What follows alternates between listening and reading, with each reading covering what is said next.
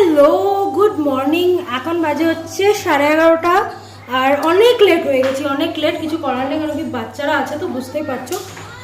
আমরা দেখছি না মানছি, কিন্তু ওই মায়ের হাতে হাতে করার জন্য। তো এই শাড়িটা আমি পরেছি, এখন হালদির জন্য যাচ্ছি। আর 12টা 12:30 নাগাদ 1টা নাগাদ আমার মেকআপ আর্টিস্ট চলে আসবে, দুপুরে বেরোলে যাত্রী বরযাত্রী যাওয়ার জন্য। ঠিক আছে, তো এটা রেডি হয়েছি। কেমন লাগছে অবশ্যই বলো। আজকে হাতে একটু টাইম আছে তো তোমাদের দেখাচ্ছি, বলে তো দেখাতে পারি না। প্রচণ্ড গরম, তার মধ্যে কী হয়েছে, আমাদের এসিটা খারাপ হয়ে গেছে। এবার এসি খারাপ হলে তো মেকআপ বসা খুব মুশকিল। দেখি বৌদিদের ঘরে সাজতে হবে। তো কেমন লাগছে, এটা হালদির জন্য করেছি। সবাই তো হলুদ শাড়ি পরে, আমি এখন না, আমি হয়তো রাতে হলুদ শাড়ি পরবো। তো এখন কেমন লাগছে অবশ্যই জানিও, ঠিক আছে?